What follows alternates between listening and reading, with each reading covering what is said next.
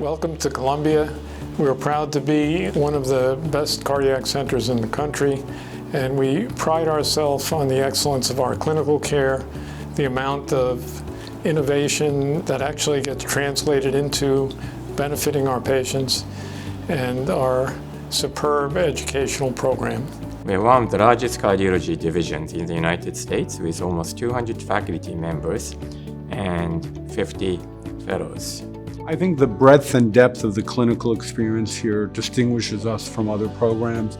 I think we have a huge volume of patients who, not just from our surrounding community, the tri-state area, but people who come from around the world who come to our medical center for the expertise that's offered.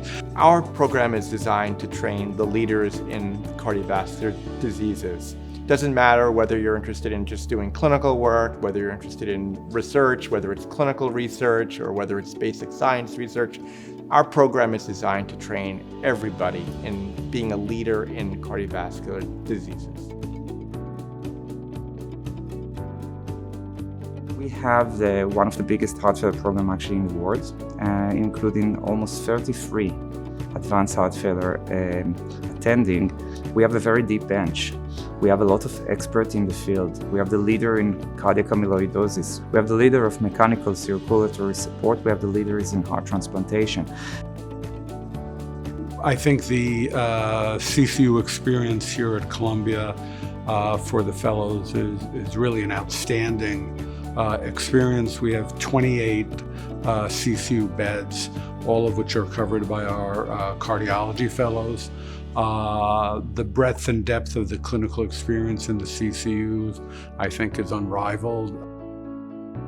The Echo Lab at Columbia is obviously a very big echocardiography laboratory. We do well over 40,000 echocardiographic studies per year, and that alone sets us apart from many other similar institutions. Nuclear cardiology encompasses both SPECT and PET, and our fellows learn a tremendous amount, master the fundamentals, and then gain more experience over the course of their 3-year or 4-year general cardiology fellowship. We have a comprehensive vascular ultrasound laboratory and a strong collaboration with both our peripheral interventionalists and our vascular surgeons. This gives us the opportunity to see a wide array of complex vascular disease. Every member of the cardiac electrophysiology faculty is totally devoted to teaching. And so our fellows are constantly exposed a high number of bread and butter cardiac electrophysiology problems and learn how to treat them, but also very selected, very complex, challenging cases. I'm fortunate to be part of the Center for Interventional Vascular Therapy, which is a dedicated section that really subserves all aspects of interventional cardiovascular medicine. We have a faculty of 30 people, 12 fellows, a staff of about 100, and the largest interventional cardiology program in the world. We really divide things up into 3 components. One is coronary, the other is structural, and the third is endovascular. And what we really aim to do is to encompass everything from outpatient care to procedural to post-procedural care. So structural imaging here obviously has a long history. It has the world history in structural imaging. The other unique thing about Columbia's structural program is our volume. We're slated to do well over 600 TAVRs this year, over 100 mitral clips, 150 left atrial appendage closures, and probably well over 70 tricuspid valve procedures.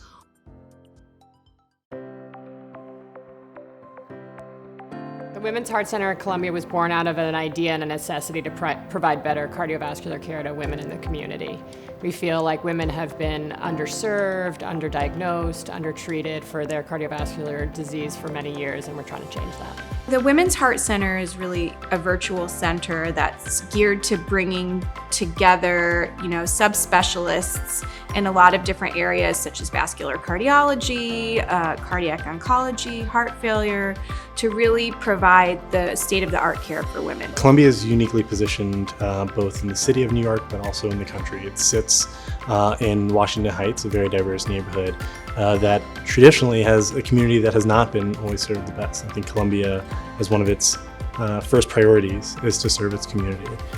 In that regard, I think it wants to train individuals who reflect the community that it's serving. What we're looking for is we're looking for a diversity of applicants, diversity of interests, and people who are interested in doing clinical work, people who are interested in doing research, and that's what makes the program so great.